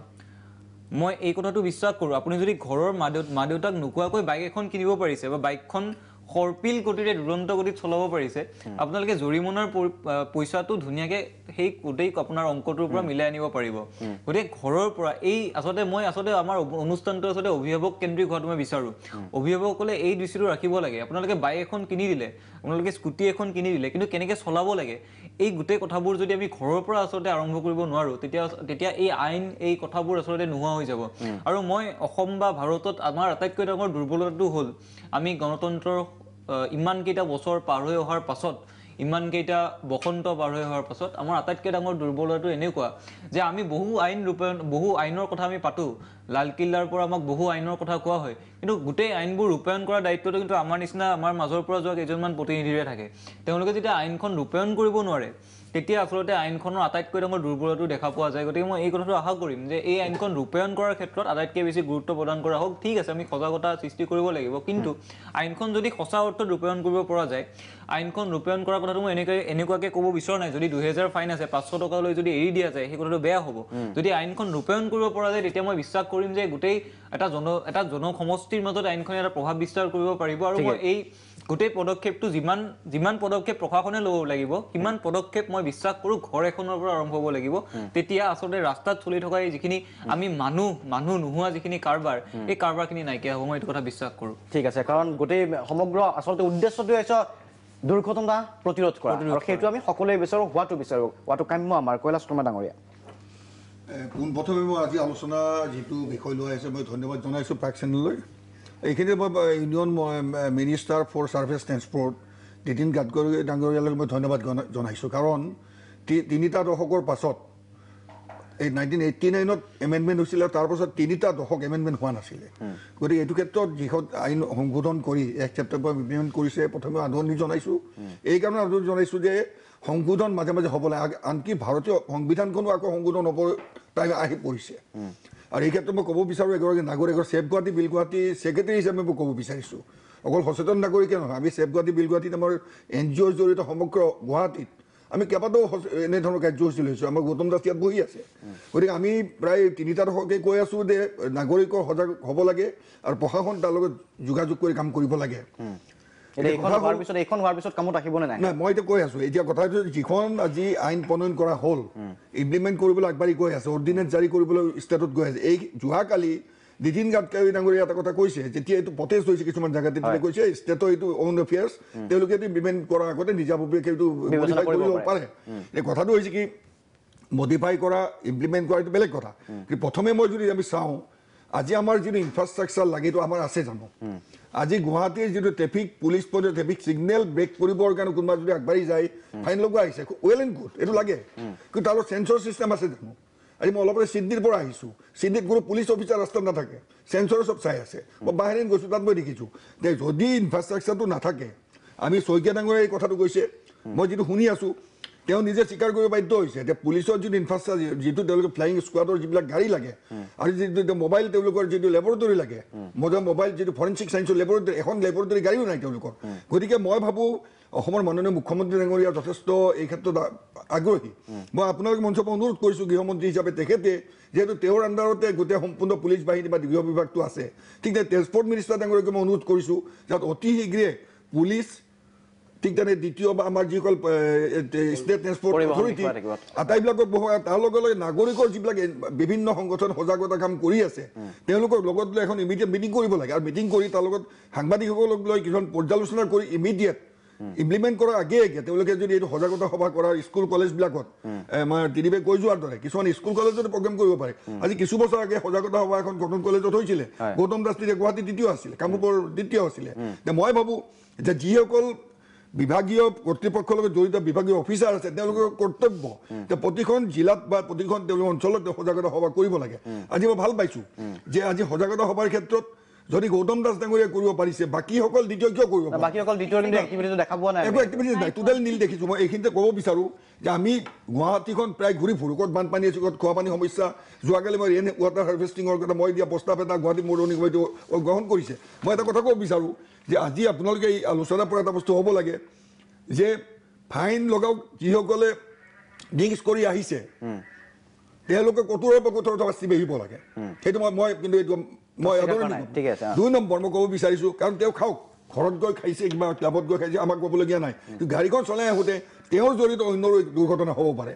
আইনত এনেকুৱা ধৰণৰ ব্যৱস্থা কৰিব লাগে দৰকাৰ ইমপ্লিমেণ্ট কৰিব লাগে তেওঁৰ ওপৰত কঠোৰ ব্যৱস্থা ল'ব লাগে 2 নম্বৰ কাৰণ তেওঁৰ জড়িত যাতে তেওঁৰ পৰিয়াল আৰু তেওঁৰ যাতে অন্যান্য মানুহৰ হাৰ্ম নহয় 2 নম্বৰ মই ক'ব বিচাৰিছোঁ যে সৰু সৰু ল'ৰা ছোৱালীবিলাকে যিবিলাক গাড়ী চলায় এইটোতো 25,000 টকাটো একোৱেই হোৱা নাই মোৰ মতে সৰু সৰু ল'ৰা ছোৱালী কিহৰ কাৰণে গাড়ী চলাব দিয়া হৈছে গতিকে এইটো ক্ষেত্ৰত অভিভাৱকসকলৰ ক্ষেত্ৰত এখন অতি শীঘ্ৰে চৰকাৰে মিটিং কৰিব লাগে আৰু স্কুল কলেজত সজাগতা সভা কৰিব লাগে কৰি এই ক্ষেত্ৰত ৱাৰ্ণিং দিব লাগে প্ৰথম মই এইটো নকওঁ একেদিনাই ইমপ্লিমেণ্ট কৰি তেওঁলোকক এটেক কৰে সেইটো নহয় তেওঁলোকক আকৌ মানুহ আকৌ ডাইভাৰ্চনত আহি যাব পাৰে গতিকে এইটো ব্যৱস্থা যাতে কৰিব নোৱাৰে সজাগতা কৰি তেওঁলোকক কওক যাতে অকল 3 বছৰ এৰেষ্ট হোৱা বুলি কৈ দিলে যে এৰেষ্ট হ'ব কোৰ্টৰ বহুত আইন আছে আইনৰ ভিতৰতে সুৰুঙাটো ওলাই আহিব পাৰিব গতিকে সেইটো বেলেগ কথা কিন্তু মই ভাবোঁ যে তেওঁলোকে যাতে গাড়ী চলাবই নোৱাৰে আণ্ডাৰেজত যাতে গাড়ী চলাবই নোৱাৰে সেই ব্যৱস্থাটো যদি state transport authority state home department আৰু বাকী সংগঠন যিবিলাক গভৰ্ণমেণ্ট ৰিলেটেড সংগঠন আছে তেওঁলোকে যদি এইটো লয় আৰু এইটো ক্ষেত্ৰত মই আৰু এটা কথা কৈছোঁ আমাৰ শৰণীয়া ডাঙৰে যিখিনি কথা কৈছে মই এইটো একমত যে পুলিচ প্ৰশাসন হওক বা আমাৰ ষ্টেট ট্ৰেন্সপৰ্ট অথৰিটি হওক তেওঁলোকৰ মাজত এটা আমব্ৰেলা হ'ব লাগিব সেই আমব্ৰেলাটোৰ 2টা পক্ষৰ মুৰব্বী তাত থাকিব লাগিব আৰু তাকে তেওঁলোকে ব্যৱস্থা গ্ৰহণ কৰিবলৈ আৰু এই যিটো হঠাৎ ছাডেন হেৰি কৰাতকৈ তেওঁলোকে ৰুল কৰি দিয়ক যেনেকৈ বাহিৰত আমি ইভিন দিল্লী বম্বেটো এতিয়া হৈছে চেঞ্চৰ চিষ্টেম আহি গৈছে কৈ এইটো এক্সিডেণ্টবোৰ দেখুওৱা হৈছে এইবোৰ কিন্তু চেঞ্চৰে ৰাখিছে তো চেঞ্চৰে ৰাখিছে CC কেমেৰাৰ লগত চেঞ্চৰো আছে গতিকে মই ভাবোঁ গুৱাহাটীৰ ইনফ্ৰাষ্ট্ৰাকচাৰটো বনাব লাগিব ছিগনেল লাইটত খুব জোৰ দিব লাগিব আৰু যিটো APDCL যিটো লাইন ডিষ্ট্ৰিবিউশ্যন কৰি আছে অনবৰতে লোড শ্বেডিং হৈ থাকে গতিকে তেওঁলোকৰ ছেপাৰেট লাইন দৰকাৰ হ'লে চ'লাৰ পাৱাৰ ইউজ কৰি হ'লেও ছিগনেল লাইটকেইটা ইউজ কৰাৰ ব্যৱস্থা কৰিব লাগে বা ৰিনিউৱেবল এনাৰ্জি ব্যৱহাৰ কৰিব লাগে যাতে ছিগনেল লাইট যদি কোনোবা ভায়লেট কৰে তেওঁলোকে কঠোৰ ব্যৱস্থা গ্ৰহণ কৰিব লাগিব এইটো মই কৈছোঁ আৰু এখন মই এটা কথাই কওঁ যে যিটো আজি ব্যৱস্থা গ্ৰহণ কৰে এই ব্যৱস্থাটো কিন্তু সঁচাকৈ আদৰণীয় আৰু এই ক্ষেত্ৰত ষ্টেট গভৰ্ণমেণ্টে নিজাববীয়াকৈ সিদ্ধান্ত গ্ৰহণ কৰিব পাৰে বুলি ইতিমধ্যে নীতিন গাডকাৰী ডাঙৰীয়াই কৈ পঠাইছে মই ভাবোঁ যে পেনাল্টিটো বেছি বঢ়াই দি হেৰি কৰিব সমাধান কৰিব নোৱাৰে কিন্তু তাৰ লগত সজাগতা সভা আজি যদি আৰম্ভ কৰিছে এইটো কিন্তু কণ্টিনিউৱাছ প্ৰচেছ সজাগতা সজাগতাটো চলি থাকিব সেইধৰণে ঠিক আছে মেঘা বৰা আপোনাৰ পৰা জানিব বিচাৰিছোঁ যিহেতু আপুনি উদ্যোগটোৰ লগতো জড়িত আৰু যান বাহন আজি আৰক্ষীৰ বিষয়াগৰাকীও আছে আৰু পৰিবহণ বিষয়াগৰাকীও আছে অভিযোগ দুই পক্ষৰ পৰা আচলতে একফালৰ পৰা অভিযোগ নহয় অপৰাধ হয় বুলি অভিযুক্ত কৰা হয় আৰু আনফালে কেতিয়াবা আপোনালোকে অসুবিধা পোৱা বুলি কয় পৰিবহণ বিভাগৰ পৰা বা আৰক্ষীৰ পৰাও সেই ধৰণৰ কথাটো কিমান দূৰ সঁচা কি ধৰণৰ অভিযোগ থাকে আপোনালোকৰ চাব গ'লে সকলো দিশতে ভাল বেয়া দুটাই থাকে এতিয়া আমি এই আইনখন আনিছে এক প্ৰকাৰে ভাল হৈছে এক প্ৰকাৰে বেয়া হৈছে কিছুমানে ভাবিছে যে ইমানখিনি টকা পইচা আমি দিয়াতকৈ আমি এনেকৈ কৰিব নোৱাৰোঁ কিছুমানেতো আমি উদাহৰণ হিচাপে দেখিছোঁ দিল্লীত এখন বাইক তেওঁৰ হেৰিতকৈ বাইকখনৰ দামতকৈ তেওঁৰ হেৰিটো বেছি হৈ গ'ল তো বাইকখন জ্বলাই দিলে তো এইটো চলিউশ্যন নহয় আৰু প্ৰথমতে মোৰ এটা ভাল লাগিছে যে মানে প্ৰাগ নিউজক ধন্যবাদ দিছোঁ কাৰণ এইটো এটা সজাগতাৰ নিচিনাই হৈছে এতিয়া মানুহখিনিয়ে গম পাইছে এতিয়া দিল্লীত হৈ আছে বাহিৰত যিখিনি ঘটনা হৈ আছে এতিয়া অসমত কিন্তু হোৱা নাই কিন্তু এতিয়ালৈকে কিন্তু মানুহখিনি সজাগ হ'ব পাৰিছে যে কোনোবাই যদি এতিয়াও ফাইন দিবলৈ বাকী আছে কোনোবাই যদি লাইচেঞ্চ নোহোৱাকৈ চলাই আছে তেওঁলোক এতিয়া আগতীয়াকৈ তেওঁলোক সতৰ্ক হৈছে আৰু সেইটো মই ভাবিছোঁ এক প্ৰকাৰে ভাল হৈছে কাৰণ এতিয়া তেওঁলোকে যিখিনি হয়তো দিল্লী বম্বেত ইনষ্টেণ্ট হঠাৎ হৈ যোৱাৰ কাৰণে যিটো এটা প্ৰব্লেম ফেচ কৰিলে অলৰেডি গম পাইছে তাৰমানে সজাগ হৈছে ৰাইজসকল সজাগ হৈছে ৰাইজক বাদ দি আমি একো কামেই কৰিব নোৱাৰোঁ গতিকে ৰাইজৰ আমি হকে চিন্তা কৰিব লাগিব গতিকে ৰাইজসকলে যেতিয়া বুজি পাব যে নহয় আমি এনেকুৱা অসমত হ'বলৈ নিদিওঁ সেইটো ৰাইজৰ ওপৰতে একচুৱেলি এইটো ভৰসা কৰে কাৰণ তেওঁলোকে এইখিনি সজাগতা হ'বৰ কাৰণে সময় পাইছে তেওঁলোকে এসপ্তাহ আগত হ'লেও বা এমাহ আগত হ'লেও তেওঁলোকে সময় পাইছে এতিয়াও সময় আছে আপোনালোকে যোনে যোনে গাড়ীৰ আপুনি লাইচেঞ্চ নোহোৱাকৈ চলাইছে আহক লাইচেঞ্চ বনাওক কাৰণ এতিয়া ইমান চিষ্টেম সুবিধা কৰি দিছে আমি এটা সময়ত বহুত আমি অসুবিধা পাইছিলোঁ কিন্তু এতিয়া বহুত চিষ্টেমেটিক হৈছে আৰু এই ক্ষেত্ৰত মই এটা কথা ক'ব বিচাৰিছোঁ আমাৰ গৌতম দাস ছাৰ তেখেতসকলে যিটো সময়ত যিটো সজাগতা সেই সময়ত কৰিছিলে কিন্তু এতিয়া সেইটো দেখাও পোৱা নাই কিন্তু আমি ৰাস্তাত মহানগৰত আমি দেখা পোৱা নাই এইটো কাৰণে মই কিন্তু ভাল পোৱা নাই কাৰণ চাব দেই কিছুমান সৰু সৰু কথাতে মোৰ সন্মুখতে সেইদিনাখন 10:30 বজাত মই বাৰ্থডে খাই মোৰ ছোৱালী আৰু মই আহি আছিলোঁ ৰাজগড়ত বাইক দুখন এটা টাৰ্ণিঙৰ পৰা জু ৰোডৰ তিনিআলি সিফালৰ পৰা এখন আহিছে ইফালৰ পৰা এখন আহিছে একদম স্পীডত আহি দুখনে খুন্দা মাৰিলে মোৰ আগত এখন লেডি এগৰাকীয়ে গাড়ী চলাই গৈছে তাইও গাড়ীখন ৰখাই দিলে মই এক্সিডেণ্টো দেখিলোঁ মই কিবা এটাতো হ'ল তাৰপিছত গাড়ীখন ৰখাই দিছোঁ দেখিছোঁ মই ভাবিছোঁ এখনেই বাইক কিন্তু নহয় দুখন বাইক লাগি এজন ল'ৰা স্পীডত গৈ এখন গাড়ীৰ ভিতৰত সোমাই গ'ল কিন্তু স্পট ডেড মোৰ সেইখিনি সময়ত কেনেকুৱা লাগিছে মই মানে ভাবিব পৰা নাই আৰু এইটো হৈছে স্পীডৰ কাৰণে কিন্তু সেইখিনি সময়ত আমি যিটো কওঁ যে টাৰ্ণিংবিলাকত কেনেকৈ আহিব লাগে কি কথা বতৰা এটা সময়ত আমাৰ গৌতম দাস ছাৰহঁতে তেওঁলোকে এইটো বহুত সজাগতা শিবিৰ নিচিনা তেওঁলোকে গৈছিলে বাইলেনবিলাকত যায় বা তেওঁলোকে মেইন পইণ্টবিলাকত যায় আৰু আপুনি চাবচোন টাৰ্ণিঙত যেতিয়া গাড়ীখন ঘূৰাই আপুনি সন্মুখত গাড়ী বহুত ৰখি থাকিব হৰণ দি থাকিবলৈও আপুনি সেই গাড়ীখন আঁতৰাই নাযায় কিন্তু তেওঁলোকে জানিব লাগে যে এই গাড়ীখিনি ৰাইট চাইডে ঘূৰি যাব তো আমি সেইখিনিত গাড়ী নৰখাওঁ ট্ৰাফিক ৰুল একচুৱেলি জনসাধাৰণেই ভাঙে এতিয়া আমি জনসাধাৰণ আমি সাধাৰণ প্ৰথমতে ৰাইজে সজাগ হ'ব লাগিব সজাগ হোৱাৰ পিছতে কাৰণ ইমপ্লিমেন্টেশ্যন এজেন্সিয়ে কিমান এনফৰ্চ কৰিব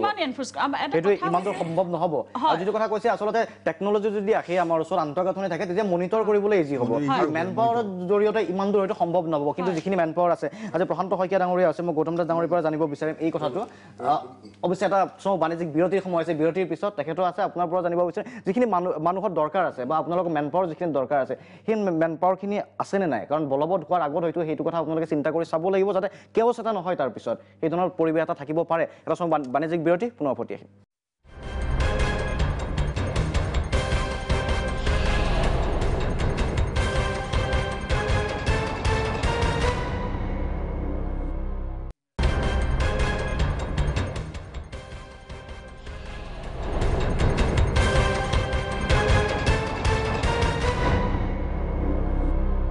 উভতি আহিছোঁ অনুষ্ঠানৰ পৰৱৰ্তী অংশলৈ আমি কথা পাতি আছোঁ নতুন ট্ৰেফিক আইন সম্পৰ্কে আৰু কি ধৰণৰ বিপদ হ'ব পাৰে আচলতে এই আইনখন যদি আপোনালোকে উলংঘা কৰে এবাৰ আমি দেখুৱাইছিলোঁ যে কি ধৰণে দুৰ্ঘটনা সংঘটিত হৈছিল ট্ৰেফিক আইন উলংঘা কৰাৰ বাবে মই এবাৰ প্ৰশান্ত শইকীয়া ডাঙৰীয়াৰ ওচৰলৈকে আহিব বিচাৰিছোঁ পুনৰ গতিকে আৰক্ষী যিহেতু আপুনি ইতিমধ্যে উল্লেখ কৰিছে যে সাজু হৈছে এনফৰ্চ কৰিব আপোনালোকে যেতিয়া বলবৎ কৰে বা অধ্যাদেশ জাৰি কৰা হয় সাজু কি ধৰণে হৈছে আচলতে সেই প্ৰসংগতে উত্থাপন কৰিছিলোঁ যে যিহেতু পৰিবহণ বিভাগ আৰু আপোনালোকে আৰক্ষী বিভাগে যান বাহন আৰক্ষীয়ে একেলগে মিলি হয়তো আপোনালোকে ইমপ্লিমেণ্ট কৰিব লাগিব বলবৎ কৰা এজেঞ্চি দুটাই আপোনালোক দুইটাৰ এই এজেঞ্চিটো কি ধৰণে আপোনালোক সাজু হৈছে বা এই দুটা টিমৰ মাজত কি ধৰণৰ আপোনালোকৰ সহযোগ থাকিব বা কিবা নীতি নিৰ্ধাৰণ কৰি লৈছে নেকি এতিয়ালৈকে যে এনেকুৱা ধৰণৰ ৰুট কেইটাত আমি এনেকৈ চলাম কাৰণ যিমান দূৰ অপৰাধ সংঘটিত হয় ভায়োলেশ্যন হয় সিমান দূৰলৈকে হয়তো আপোনালোকৰ সেই মেন পাৱাৰ নাই কিন্তু তাৰ মাজতে কি ধৰণে আপোনালোকে সক্ষম হ'ব ৰাইজক কি ধৰণে আশ্বস্ত কৰিব আকৌ হয়তো কিবা অডিঅ' প্ৰব্লেম আছে মই আপোনাৰ পিছৰ কথাখিনি নুশুনিলোঁ কিন্তু প্ৰথম কথাখিনি মই শুনা পাইছোঁ প্ৰথম কথা হ'ল কি যিটো কৈছে আমি কেনেধৰণে প্ৰিপেয়াৰ হৈছোঁ আপোনালোকে নিশ্চয় দেখিছে আমি এই আইন বলবৎ হোৱাৰ আগতেও আমি যথেষ্ট কঠোৰভাৱে এনফৰ্চমেণ্ট ট্ৰাফিক ডিপাৰ্টমেণ্টে গুৱাহাটী চিটিত আমি কৰি আছোঁ আমি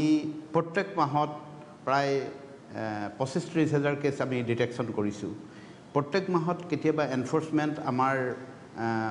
এমাউণ্ট হিচাপে 40-50 লাখ পৰ্যন্ত প্ৰত্যেক মাহত আমাৰ এনফৰ্চমেণ্ট হৈছিল আৰু আমি সদায় সন্তুষ্ট আছিলোঁ আৰু আমি যথেষ্ট পাব্লিকৰ পৰা আমিও এইটোও পাইছিলোঁ আৰু প্ৰথম কথা হ'ল কি যে টু হুইলাৰ আপোনালোকে দেখিছে সকলোৱে চাগে অবজাৰ্ভ কৰিছে যে যথেষ্ট সংখ্যক মানুহে অলমষ্ট মই এতিয়াও নকওঁ যে 100%এ পিন্ধিছে কিন্তু 90-95%এ হেলমেট পিন্ধিছে হেলমেট পিন্ধাইছোঁ আমি এনফৰ্চমেণ্ট সেই হাৰত হৈছে কিন্তু কথা হ'ল কি এতিয়া আমি পৰিবহণ বিভাগ আৰু আমি কেইবাখনো মিটিং বহু ধৰণৰ ডিছকাশ্যনত আমি মিলিত হৈছোঁ ৰিচেণ্টলি আমি বেতকুছিৰ যিটো দ্বিতীয় অফিচ তাত ময়ো গৈছিলোঁ আমি প্ৰথমতে সজাগতা সভাৰ প্ৰথম সভাখন তাতেই কৰিছিলোঁ আমি নিমন্ত্ৰণ কৰিছিলোঁ সকলো ধৰণৰ এছ'চিয়েশ্যনক বিভিন্ন ভেহিকল এছ'চিয়েশ্যনত প্ৰথমতে মতা হৈছিলে আৰু তেওঁলোকৰ জৰিয়তে আমি ডিছেমিনেট কৰিব বিচাৰিছিলোঁ এই গোটেই ইনফৰ্মেশ্যনখিনি দ্বিতীয়তে কথা হ'ল কি আমাৰ হয় যিটো হাৰত জনসংখ্যা বৃদ্ধি হৈছে যিটো হাৰত ট্ৰেফিক ভলিউম বাঢ়িছে যিটো হাৰত বিজনেছ গ্ৰ' হৈছে যিটো হাৰত গুৱাহাটীখন গ্ৰ' কৰিছে সেইটো হাৰত মেন পাৱাৰটো বঢ়াই নিয়াটো সদায় সম্ভৱ নহয় গতিকে যিখিনি মেন পাৱাৰ আছে আমি সেইখিনিয়ে যি ধৰণে কৰিছিলোঁ এতিয়াও সেই ধৰণে কৰিবলৈ আমি সাজু হৈছোঁ অৱশ্যে যেতিয়া আমি টেকন'লজিকেল ছাপৰ্ট পাম এতিয়া স্মাৰ্ট চিটিৰ কনচেপ্ট চলি আছে আৰু বিভিন্ন ধৰণৰ প্ৰজেক্ট CC কেমেৰাৰ পৰা গোটেই চিটিখন ছাৰ্ভেইলেঞ্চত ৰখাৰ কাৰণে যিবিলাক ব্যৱস্থাৰ ওপৰত চৰ্চা চলিছে নহয় যথেষ্টখিনি আগবাঢ়িছে সেইখিনি ছাপৰ্ট যেতিয়া আমি পাম আমি খুব সুকলমে এইটো পৰিচালনা কৰিব পাৰিম বুলি ভাবিছোঁ কিন্তু আটাইতকৈ মোৰ ডাঙৰ কথাটো হ'ল কি ৰাইজৰ যেতিয়া সহযোগিতাটো পাম সেইটো আটাইতকৈ আমাৰ ডাঙৰ কথা কাৰণ এইটো যিটো পথ সুৰক্ষা পথাচাৰীৰ সুৰক্ষা আজি পথৰ যিটো সমস্যা এইটো এনেকুৱা এটা বাৰ্ণিং ইছ্যু এইটো এটা আটাইতকৈ ডাঙৰ সামাজিক ইছ্যু হৈছে গতিকে সমাজখনৰ ইনভলভমেণ্টটোহে আটাইতকৈ ডাঙৰ কথা যদি সমাজে আমাক ছাপৰ্ট দিয়ে সমাজে যদি ৰুল ৰেগুলেশ্যন মানি চলে সমাজৰ প্ৰত্যেকজন ব্যক্তিয়ে যদি অৰিহণা যোগায় গতিকে তেতিয়া প্ৰশাসন যন্ত্ৰটো সফল হ'ব মোৰ এইটোৱে বিশ্বাস ঠিক আছে ধন্যবাদ জ্ঞাপন কৰিছোঁ আচলতে সেইটোৱে কথা যে আপোনালোক সাজু হৈছে কিন্তু তাৰ লগে লগে টেকন'লজিৰো প্ৰয়োজন আছে আন্তঃগাঁথনিৰ প্ৰয়োজন আছে আৰু সমান্তৰালভাৱে ৰাইজ সজাগ হ'ব লাগিব যিহেতু উদ্দেশ্যটো হ'ল দুৰ্ঘটনা প্ৰতিৰোধ কৰা উদ্দেশ্যটোহে সেইটো গতিকে উদ্দেশ্যটো সফল কি ধৰণে হয় তাৰ বাবে কিন্তু ব্যাপক সজাগতাৰ প্ৰয়োজন আছে আৰু বিভিন্ন প্ৰসংগ উত্থাপিত হৈছে দুৰ্ঘটনা ৰোধ কৰাৰ বাবে ঘৰৰ পৰা আৰম্ভ সজাগতা অভিযান আৰু লগতে চৰকাৰীভাৱে বিভাগে যি ধৰণে সম্ভৱ এতিয়া আইনখন সম্পৰ্কে সজাগ কৰিবলৈ চেষ্টা কৰিছে কিন্তু এটা কথা শইকীয়া ডাঙৰীয়াই কোৱাৰ ধৰণে ক'ব পাৰি যে হেলমেট নিপিন্ধাৰ ক্ষেত্ৰত যি ধৰণে এনফৰ্চ কৰা হৈছিলে তাৰ পিছত কিন্তু কিছু হেলমেট কমিছে সেই সন্ত্ৰাসটো কমিছে পিন্ধা হৈছে গতিকে ইয়াৰ পৰা এটা কথা অন্তত চাব পাৰে যে আচলতে যদি আইনখন বলবৎ কৰাৰ কাৰণে কাৰ্যকৰী কৰাৰ কাৰণে ব্যৱস্থা লয় তেতিয়া তাৰ প্ৰভাৱ কিন্তু নপৰা নহয় হয়তো অদূৰ ভৱিষ্যতে পৰিব পাৰে কিন্তু তাৰ পিছতো সেই কথাটো আছে নিৰীক্ষৰ কথা যিটো ৰাইজৰ মাজত আছে সেইটো এটা অন্য প্ৰসংগ আনেক বাণিজ্যিক বিৰতি উভতি আহিম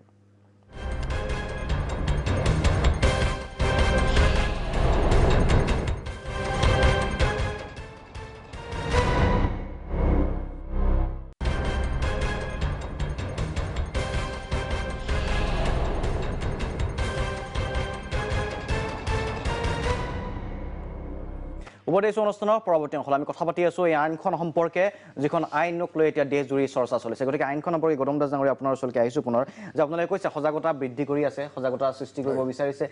ঠিক আছে কিন্তু বিভিন্ন সময়ত দেখা যায় যে বাট পথত দুৰৱস্থাও দুৰ্ঘটনাত কিন্তু সেই ধৰণৰ ইন্ধন যোগায় গতিকে তাৰ পিছতো ঠিক আছে আমি মানি ল'লোঁ যিবোৰ কাৰকৰ বাবে যিবোৰ ট্ৰেফিক আইন উলংঘা কৰাৰ বাবে এই ধৰণৰ দুৰ্ঘটনা সংঘটিত হৈছে প্ৰতিৰোধ হ'ব লাগে কিন্তু আৰক্ষী বিভাগে যি ধৰণে কোৱা হৈছে সেই একেটা প্ৰশ্নই আপোনাৰ বিভাগৰ পৰা জানিব বিচাৰিম কাৰণ এটা সময়ত ৰাইজে জানিব বিচাৰিব যে এতিয়া এই পৰিৱেশটো আহিছেনে অহা নাই যে ৰাইজ সেইধৰণে সজাগ হোৱা বুলি আপুনি ভাবে নে নাভাবে উপলব্ধি কৰিছেনে কোৱা নাই কাৰণ দীৰ্ঘদিন ধৰি সজাগতা অভিযান চলাইছে কিমান দূৰ এবাৰ হোৱা বুলি ভাবে যে সেই আইনৰ সেই নতুন নিৰিখ ইয়াতে লগাব পাৰি বাহিৰত যিটো কথা কৈছে যে কোনোবাই বাইকখনৰ যিটো জৰিমনা বিহিব লাগে বাইকখনৰ দামতকৈ অধিক হৈ গ'ল গোটেই বাইকখনে জ্বলাই দিছে আৰু বিভিন্ন আছে বিভিন্ন প্ৰতিবাদ কৰিছে সেই প্ৰতিবাদসমূহ আমি দেখুৱাম বাৰু কিছু অংশ কিন্তু আপোনাৰ পৰা জানিব বিচাৰিছোঁ প্ৰথম নিশ্চয়কৈ আমাৰ চৰকাৰে ইতিমধ্যে যথেষ্ট পৰিমাণে ইয়াত সজাগতাৰ কাৰণে গোটেই অসমত থ্ৰু আউট আছাম সজাগতাৰ কাৰণে ইতিমধ্যে আমাৰ যিটো ষ্টেট ৰোড ছেফটি কাউন্সিল আমাৰ মাননীয় পৰিবহণ মন্ত্ৰী চন্দ্ৰমোহন পাটোৱাৰীদেৱৰ অধ্যক্ষতাত যিটো ষ্টেট ৰোড ছেফটি কাউন্সিল আছে আমাৰ আয়ুক্ত মহোদয়ৰ জৰিয়তে লিড এজেঞ্চিৰ জৰিয়তে তেওঁলোকে এটা নিৰ্দেশনা দিছে যে জিলাই জিলাই যিটো আমাৰ জিলা পথ সুৰক্ষা সমিতি অৰ্থাৎ ডিষ্ট্ৰিক্ট ৰোড ছেফটি কমিটি আছে এই কমিটিবিলাকক তাৎক্ষণিকভাৱে সভা আহ্বান কৰিব দিছে আৰু এই সভাত নতুন বৰ্ধিত যিটো জৰিমনা এই জৰিমনাবিলাকৰ ওপৰত আলোচনা কৰি কেনেধৰণে তেওঁলোকে তৎপৰতা আৰু কেনেধৰণে বলবৎ কৰিব তাৰ কাৰণে এটা দল গঠন কৰিবৰ কাৰণে নিৰ্দেশনা দিছে আৰু এই পৰিপ্ৰেক্ষিতত ইতিমধ্যে মই আজি মোৰ জিলাখনত যিটো মই কামৰূপ জিলাত বৰ্তমান কাৰ্যনিৰ্বাহ কৰি আছোঁ কামৰূপ জিলাত ইতিমধ্যে জিলা পথ সুৰক্ষা সমিতিৰ সভাত এটা সিদ্ধান্ত হৈছে তাত পুলিচ প্ৰশাসন জিলা প্ৰশাসন পৰিবহণ বিভাগ একাকাৰ হৈ এই আইনখন বলবৎ কৰাৰ কাৰণে তাত যেতিয়াৰ পৰা বলবৎ হ'ব তেতিয়াৰ পৰা মেজিষ্ট্ৰেট থাকিব তাত আমাৰ এডিশ্যনেল এছ পি সঞ্জীৱ শইকীয়াৰ নেতৃত্বত এটা তহলদাৰী দল গঠন ইতিমধ্যে হৈছে আৰু ইয়াৰ উপৰিও আমাৰ ষ্টেট ৰোড ছেফটি কাউন্সিল ফালৰ পৰা আজি বৰ্তমান সময়ত যিটো আমি আমাৰ বিভাগ আমাৰ চৰকাৰৰ ফালৰ পৰা এতিয়া এই আইনখনৰ লগত খাপ খুৱাবৰ কাৰণে এটা চালান যিটো ডিভাইচ এটা নতুনকৈ হ'ব তাত চুইপ হ'ব যিটো আপোনাৰ চুইপ হ'ব তাত অফেন্স কৰাৰ লগে লগে মানুহ এজনৰ তেওঁ তাৎক্ষণিকভাৱে তাৰ যিখিনি আমাৰ এনফৰ্চমেণ্ট বিষয়া বা পুলিচে হওক এনফৰ্চমেণ্টৰ বিষয়াসকলে তাত আপোনাৰ টাইপ কৰি দেন এণ্ড অফেন্সটো নোট কৰিব আৰু আমাৰ যিটো বাহন আৰু সাৰথি সি তাৰ লগত লিংক আপ হ'ব আমাৰ যিটো আছে ধৰক RC-খনত বা গাড়ীখনৰ নাম্বাৰ মাৰাৰ লগে লগে তাত অট'মেটিক তাত জেনেৰেট হ'ব সেই জেনেৰেট হোৱাৰ লগে লগে তেওঁ তাৎক্ষণিকভাৱে তাৰ মানুহজনৰ যিটো চালান হ'ব সেই চালানখনত তেওঁ জৰিমনাটো তাৎক্ষণিকভাৱে দিব লাগিব অন্যথা তেওঁ গাড়ী এখন যদি কালি ট্ৰেন্সফাৰ কৰে গাড়ী এখন বা কিবা স্পট দিব পাৰিব তেওঁ কোৰ্টত গ'লে কোৰ্টত চালান তাত আমাৰ বিভিন্ন তাত হেৰি থাকিব আমাৰ এতিয়া নিউ নটিফিকেশ্যন অহাৰ লগে লগে তাত কেলিব্ৰেশ্যন হ'ব তাত সেই নটিফিকেশ্যনৰ লগত তাৰপিছতে আমাৰ সেই বস্তুখিনি তাত আহি যাব এতিয়া আমাৰ গোটেই আমাৰ এনফৰ্চমেণ্ট বিষয়াসকলক ইতিমধ্যে আয়ুক্ত কাৰ্যালয় কমিশ্যনাৰ ট্ৰেন্সপৰ্টৰ তাত আমাৰ ট্ৰেইনিং কেম্প চলি আছে 16 ছেপ্টেম্বৰলৈকে ট্ৰেইনিংটো চলি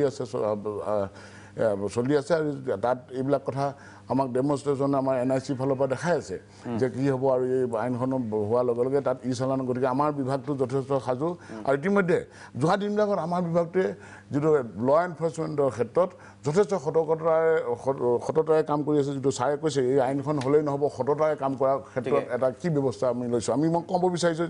যোৱা বছৰটোতে আজি আমাৰ পৰিবহণ বিভাগৰ ফালৰ পৰা যিটো এনফৰ্চমেণ্ট উইং এনফৰ্চমেণ্টৰ ফালৰ পৰা প্ৰায় 46,502টা 46,502 অফেন্স কেছ ৰেজিষ্টাৰ কৰাৰ লগতে আপোনালোকে আচৰিত হ'ব যোৱা বছৰটোত 14,28,79,831 অকল জৰিমনা আকাৰে এই ফাইন সংগ্ৰহ হৈছে আৰু এতিয়া এই বছৰত আপুনি আৰু আচৰিত হ'ব এই বছৰ ইতিমধ্যে আমাৰ জানুৱাৰীৰ পৰা জুলাইলৈকে এই কেইমাহ হ'ল আমাৰ 7 মাহতে এই 7 মাহতে আপোনাৰ প্ৰায় 47,560টা আমাৰ ইতিমধ্যে গোচৰ ৰুজু হৈছে মানে যান বাহন আইন ভংগকাৰীৰ বিৰুদ্ধে গোটেই থ্ৰু আউট অসম 47,560 আৰু প্ৰায় ইতিমধ্যে 7,66,86,097 rupees অৰ্থাৎ প্ৰায় 8 কোটি টকাৰ ওচৰতে পাইছেগৈ জৰিমনাই আমাৰ কথাটো হৈছে এই জৰিমনাটো আমি ৰাজহ হিচাপে আমি নধৰোঁ আমি ৰাজহ হিচাপে এই যে জৰিমনাটো কৰা হৈছে একমাত্ৰ আমাৰ উদ্দেশ্যটো হৈছে যে আমাৰ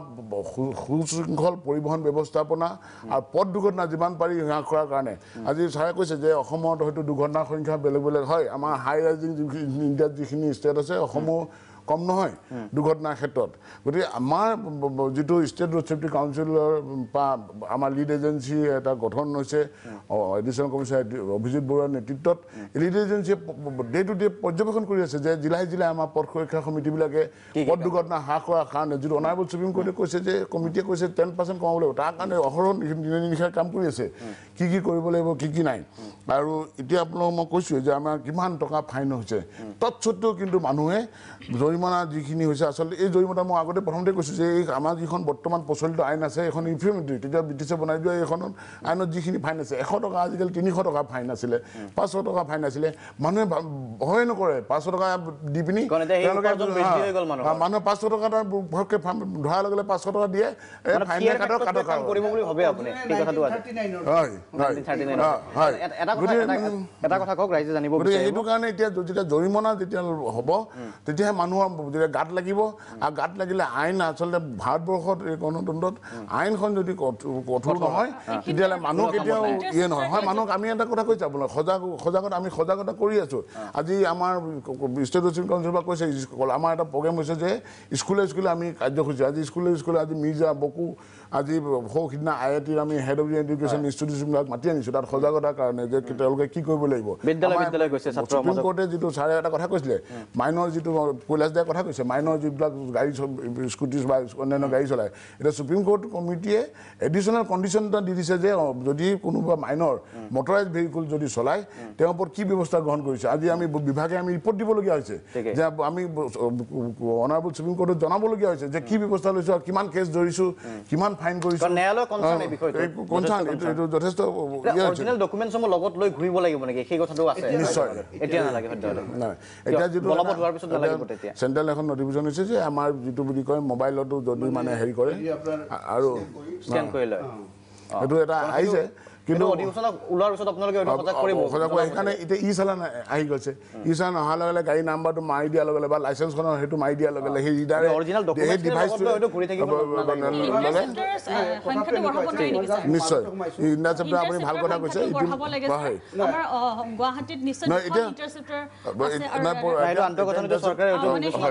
কৰিব আৰু ইতিমধ্যে আপুনি গুৱাহাটী মহানগৰীত আজি আমাৰ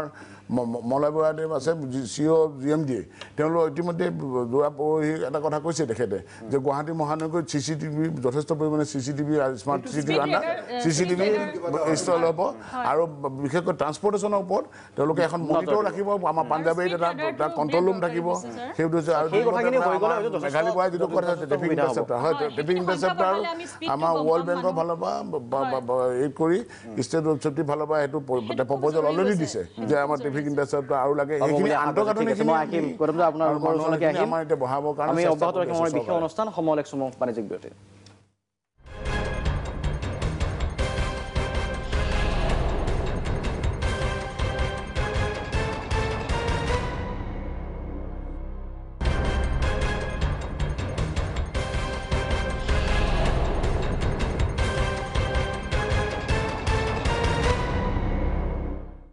উপদেশ অনুষ্ঠানৰ শেষ অংশলৈ মানস শৰ্মা ডাঙৰীয়া আমি অনুষ্ঠান সমাপ্ত কৰিব লাগিব শেষৰটো মন্তব্য আপোনাৰ পৰা চমুকৈ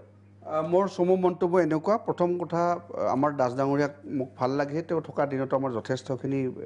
ইয়াৰ ট্ৰাফিকৰ কণ্ট্ৰল বা গাড়ীৰ ক্ষেত্ৰত যথেষ্টখিনি তেওঁ আইন প্ৰয়োগ কৰিছিল যাৰ কাৰণে যথেষ্টখিনি এক্সিডেণ্ট কমিছে গাড়ী ৰেজিষ্ট্ৰেশ্যনৰ ক্ষেত্ৰতো যথেষ্ট শিথিলতা আহিছিল আৰু এটা ক'ব বিচাৰিছিল এই যে মানুহৰ ব্ৰেড টেষ্টৰ কথাটো কৈছে এতিয়া নতুন আইনে এটা কৰিছে যে মানুহ এজনে যদি খায়ও তেওঁৰ গাত যদি 100 গ্ৰাম টেষ্ট লোৱা হয় তাত 30% বা 30 গ্ৰাম থাকিলেহে তলৰ থাকিলে অফেন্স নহ'ব 30তকৈ ওপৰত থাকিলে আৰু এটা কথা কৈছোঁ যে গুৱাহাটীত এক্সিডেণ্ট কমাবলৈ তথা প্ৰথম কথা চিটি বাছৰ দৌৰাত্মটো কমাব লাগিব আৰু চিটি বাছৰ যেতিয়ালৈকে দৌৰাত্মটো নকমায় অ'টোৰ যেতিয়ালৈকে নকমায় তেতিয়ালৈকে এই এক্সিডেণ্টবোৰ হ'ব কাৰণ ৰাস্তাবোৰ তেওঁলোকে আগভতি ধৰে সেইকাৰণে বিশেষকৈ যিবিলাক ট্ৰাফিক মানে পুলিচ আছে তেওঁলোকে অন্ততঃ যেতিয়া পথাচাৰী পাৰ হয় তেতিয়া গাড়ীবোৰ ৰখাই দিয়ে বা ছিগনেলত যিটো লাইট থাকে যিটো চিন আছে তাৰ পিছত যাতে গাড়ী ৰাখে বহুত মানে আগত গৈ ৰাখে ইভেন তেওঁ ছিগনেলটোৱে নেদেখে তো সেইবোৰৰ ক্ষেত্ৰত ফাইন টাইন কৰক সজাগতাৰ লগে লগে তেওঁলোকে যে এই যিখিনি আইনত ফাইন হয় বা দোষী সাব্যস্ত হয় এইখিনি যাতে লিফলেট উলিয়াই প্ৰত্যেকজন ষ্টপেজ আছে বা চিটি বাছ লগাই দিয়ে কৰবাত বিলাই দিয়ে কৈলাশ শৰ্মা ডাঙৰীয়া এটা বাক্যত আচলতে মই আজি বহুত দুখিত আৰু সময় দিব নোৱাৰিছোঁ মই ক'ব বিচাৰোঁ এটা কথা এইখন আদৰণীয় আৰু তাত যিখিনি লুফল আছে সেইখিনি ক্লিয়াৰ হৈ যাব সেইখিনি আলোচনাৰ মাধ্যম হ'ব কিন্তু তাৰ লগত মই অসমৰ মাননীয় পৰিবহণ মন্ত্ৰী তথা মুখ্যমন্ত্ৰী আহ্বান জনাইছোঁ গুৱাহাটীৰ আটাইতকৈ সাবেক নাগৰিক হিচাপে ক'ব বিচাৰিছোঁ ছেফ গুৱাহাটী বিল গুৱাহাটীৰ পৰা যে কামৰূপ মহানগৰৰ অফিচাৰখিনি বিশেষকৈ পৰিবহণ বিভাগৰ শক্তিশালী অফিচাৰ আনক কাৰণ আমি কিছুমান ক্ষেত্ৰত দেখিছিলোঁ যে আমি পাইছোঁ যে আজি দাসৰ দৰে যিসকল অফিচাৰ আছিলে গুৱাহাটীত সজাগতা মিটিং কেইবাখনো কৰিছিল, কিন্তু এতিয়া বৰ্তমান আমি দেখা নাই। সেইকাৰণে তেনেকুৱা ধৰণৰ দক্ষ অফিচাৰ যদি গুৱাহাটীত মকৰল কৰে তেতিয়া এই দুৰ্ঘটনাও কমিব আৰু সজাগতাও বৃদ্ধি পাব বুলি আমি ধন্যবাদ জ্ঞাপন কৰিছোঁ। মেঘা বৰা, শৰ্মা ডাঙৰীয়াৰ এইখিনি কথাত সন্মত হৈছোঁ, কাৰণ আমাক গৌতম দাস ছাৰৰ নিচিনা আমাক বিষয়ৰ প্ৰয়োজন বুলি ভাবে গুৱাহাটীৰ কাৰণে। আমাৰ মেট্ৰত, আমাৰ চিট মেট্ৰত প্ৰয়োজন আমাৰ। ত্ৰিদীপ, শেষত কথাটো এনেকুৱা যে গোটেই আমি গুৱাহাটীৰ ৰাস্তা বেয়া, গুৱাহাটীৰ আন্তঃগাঁথনি দুৰ্বল, এই সকলো কথা আছেই, কিন্তু গোটেই আইনখন ৰূপায়ণ হ'বলৈ এটা দ্বৈত ব্যৱস্থা লাগিব। এটা ব্যৱস্থা আমাৰ জনসাধাৰণৰ পৰা, এটা প্ৰশাসনৰ ফালৰ পৰা। গতিকে যেতিয়ালৈকে দ্বৈত ব্যৱস্থাটো স্থাপন নহ'ব, নাভাবোঁ আইনখন ৰূপায়ণ হ'ব। আশা কৰোঁ এই দ্বৈত ব্যৱস্থাটো স্থাপন হওক, জনসাধাৰণে আইনখন গ্ৰহণ কৰক আৰু প্ৰশাসনেও ৰূপায়ণৰ ক্ষেত্ৰত গুৰুত্ব দিয়ক। আইনী কথাবোৰতো থাকিবই, আইনী ধাৰাবোৰ থাকিবই, কিন্তু ৰূপায়ণ কিদৰে কৰিব পৰা যায় সেইটো আমাৰ কাৰণে এতিয়া ডাঙৰ এটা দুৰ্বলতা বা ডাঙৰ আমাৰ কাৰণে এটা সন্মুখত থকা। ঠিক আছে, ধন্যবাদ ত্ৰিদীপ, ধন্যবাদ। শেষত গৌতম দাস এটা বাক্যটো আপোনাৰ পৰা আমি বিচাৰিম। আমি পৰিবহণ বিভাগৰ পৰা মোৰ ৰাইজলৈ এটা আপোনাৰ আজি প্ৰাগ নিউজৰ মজিয়াৰ পৰা আমি অনুৰোধ জনাইছোঁ, ৰাইজে আমাক সহায় কৰক, কাৰণ অসমত ইতিমধ্যে 47 লাখতকৈ অধিক গাড়ী যান বাহন ইতিমধ্যে আছে, মাইগ্ৰেটেডখিনি বাদেই। আজি গুৱাহাটী মহানগৰীতে প্ৰায় 8 লাখতকৈ অধিক গাড়ী চলাচল কৰে, গতিকে মাইগ্ৰেটেড ভেহিকেল আছেই। গতিকে আমাৰ এমুঠি মাত্ৰ বিষয়া কৰ্মচাৰী কেতিয়াও সম্ভৱ নহয় আইনখন অকলে ৰূপায়ণ। গতিকে ৰাইজৰ সহায় সহযোগিতা আমি বিচাৰিছোঁ। ৰাইজ যদি